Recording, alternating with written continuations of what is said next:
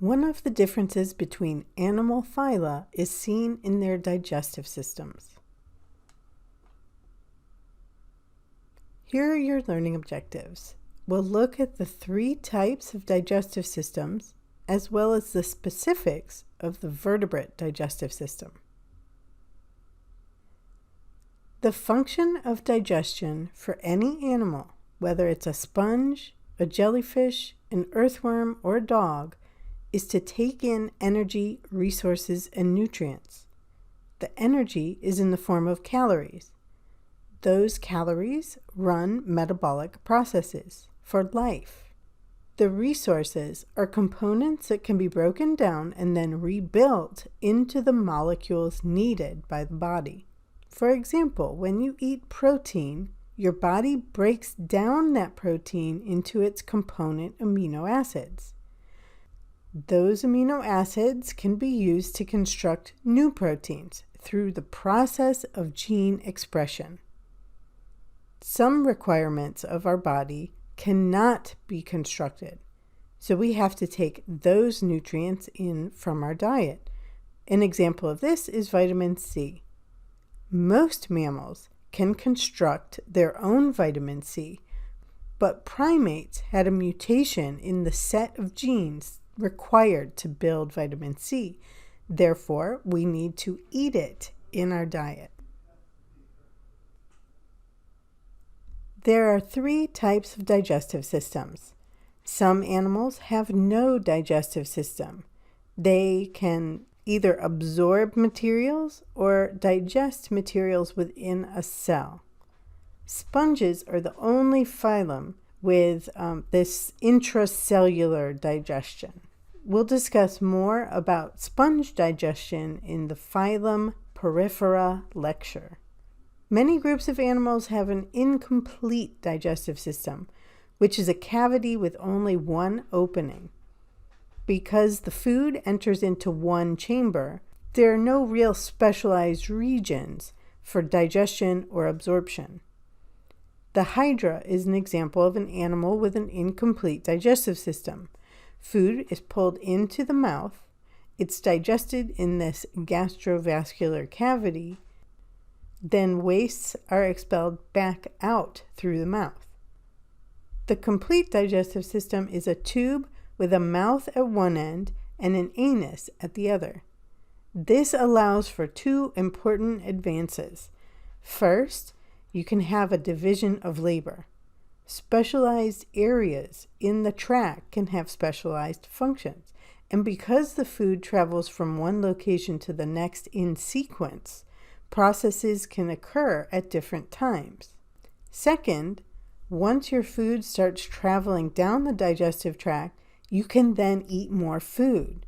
It allows for a higher rate of ingestion, which means the animal can eat more and get more energy. If we compare the incomplete and complete digestive systems, there are benefits and drawbacks to each. Which one is simpler? The incomplete system is simpler because there's less specialization. If one small part of the complete digestive tract breaks down, it may cause a life-threatening condition because each part is specialized to do just one thing. With incomplete digestive systems, though, it's more generalized. So if a part breaks, the rest of the chamber can do the same things. In examining efficiency, complete digestive tracts use more energy because each part has a unique task, but they also gain more energy because each part does a really good job. Incomplete digestive systems use less energy overall because they're simpler, but they can't harvest as much energy from the food. Here's a quick review question. Which layer does the digestive system grow from? The endoderm. In our last set of mini lectures, we addressed the process of gastrulation. That focused on the early development of the digestive system. The function of the digestive system is, of course, to digest food. That means breaking it down both physically and chemically. Physical digestion is taking a big chunk of food and breaking it into small chunks.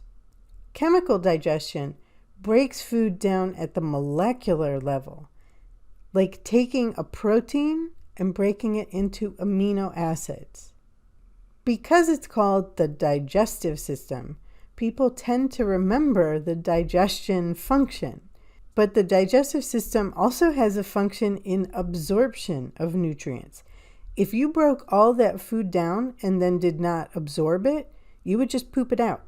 So absorption is really the main function of the digestive system.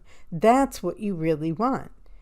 Nutrients from the digestive system have to be circulated around the animal's body to deliver nutrients to all the cells. We'll address different types of animal circulation in the next set of mini lectures. This slide combines what we've learned so far. It shows examples of the 3 different digestive system types and how each of these 3 steps of the digestive system is accomplished. In sponges, food particles are taken directly into the cells. Some food particles are passed to other cells, or extra nutrients could be passed directly to other cells, but all of the cells are capable of their own digestion. A jellyfish is an example of an incomplete digestive system. Food is taken in through the mouth down here.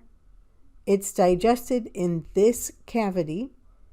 The cavity actually has extensions out into the tentacles, so every body part is touching the digestive system. There's no real circulation needed. Any waste materials that are not digested are passed back out through the mouth. And this animal is a sea cucumber, which has a complete digestive tract. Here's the mouth and the anus down here. Food is pulled in. The first parts of this digestive tract focus on digestion. The latter parts focus on absorption. Any food items not digested or absorbed get passed out through the anus. Now we'll quickly go through the 5 major parts of the human or vertebrate digestive system.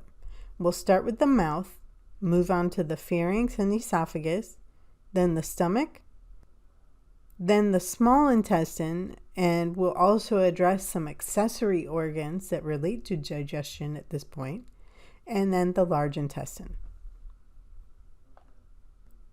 First, the mouth. The mouth often has teeth, which can physically break foods into smaller pieces. The mouth can also chemically digest food by secreting an enzyme. In many mammals, the salivary gland secretes an enzyme called amylase. This will break down a starch molecule into sugar molecules. Enzymes are proteins that help chemical reactions occur. In digestion, they break apart food molecules into their components. So starches break down to simple sugars, proteins break down to amino acids, and fats break down to fatty acids. In this example, amylose is a starch made of many glucose molecules bound together. Glucose is a simple sugar. The amylase enzyme acts like a pair of scissors, cutting each of those glucose molecules apart. This is chemical digestion. Physical digestion would just take a large chunk of starches and break it into smaller chunks of starches. But chemical digestion takes one molecule and breaks it down into smaller, different molecules. Enzymes are proteins. They speed up reactions, but they are not used up in the reaction. Just like a pair of scissors would not be used up when cutting apart a piece of paper. But if you remember our lecture on proteins, the function of a protein depends on its shape. Many proteins, if they're exposed to high temperatures, can denature. They lose their shape and fall apart. They're still proteins. They have all their amino acids all connected, but their shape is no longer there. This is what happens when you cook an egg. All the proteins are still there with all the amino acids, but the shape of those proteins have changed permanently and can no longer go back to their original form and their original function. If you have a very high fever, like over 105 degrees Fahrenheit, your proteins begin to denature. They can't do their jobs in digestion or with any metabolic processes. A temperature over 105 can be life-threatening. Low temperatures slow down enzymes because molecules don't interact as frequently, but the enzymes still work. They still have their shape. High temperatures, though, can destroy the enzyme by denaturing it. Food moves from the mouth to the stomach by passing through the pharynx and then the esophagus. In the last lecture, we talked about how different systems grow from each germ layer. Endoderm becomes the digestive system. The respiratory system, invertebrates, is an outgrowth of that. The trachea leads down to the lungs, so there's a split in this passageway. One tube goes to the lungs, the other goes to the stomach. Once this split occurs, this is now the esophagus. But this area up here is a common passageway for both food and air. This is the pharynx. A structure called the epiglottis covers the trachea when you swallow, preventing food from getting into the lungs. Otherwise, this epiglottis is open, allowing air down through this trachea. Throughout the remainder of the digestive tract, food is pushed along by peristalsis, which are wave-like muscle contractions. In the mouth, chemical digestion was aimed at starches. In the stomach, we have the chemical digestion of proteins down into amino acids. The muscles and acid in the stomach can physically break food into smaller pieces.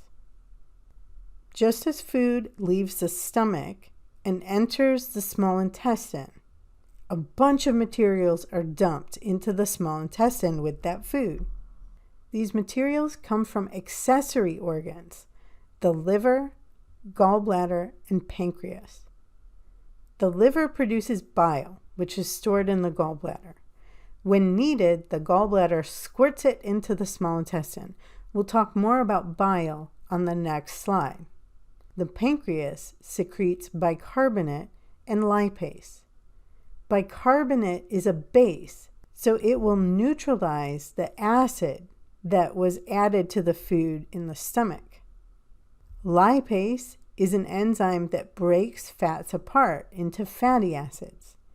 Food is comprised of 3 macromolecules: carbohydrates, proteins, and fats. The carbs are chemically digested in the mouth. The proteins are chemically digested in the stomach. And the fats start being chemically digested at the start of this small intestine. Okay, let's talk about bile and its function. Fats tend to stick together, so it makes large glops. The lipase will chemically digest fat, breaking it down into fatty acids, but it can only reach the outside surface of the glop. So bile is like adding dish detergent to a greasy pan. It breaks the glop of fat into tiny droplets. Then the lipase can access all of it. Here's a doozy of an analogy question. The relationship of bile to fat is the same relationship as what? Bile physically breaks down fat, just like teeth physically break down all foods. Our food just entered the small intestine when all these accessory organs dumped bile, bicarbonate, and lipase in. But the small intestine is about 20 feet long. The rest of it functions to absorb all those nutrients into the bloodstream. If we cut a cross-section of the intestine, we'll see all these finger-like projections from the intestinal wall. These are villi, and they serve to increase surface area, allowing for more surface to absorb nutrients. Each villus has capillaries inside where nutrients move into the blood to be moved around the body. If you stretched out the intestines with all the villi to a flat surface, it would equal the size of a tennis court. And the last part of the human's digestive system is the large intestine. It's a shorter length than the small intestine. It's only about 5 feet long, but it's wider in diameter. That's why it's called larger. Food leaves the small intestine, travels up, across, down, and out. The main function of the large intestine is to absorb water. There are also many bacteria living in the large intestine that help break down any food that we couldn't break down.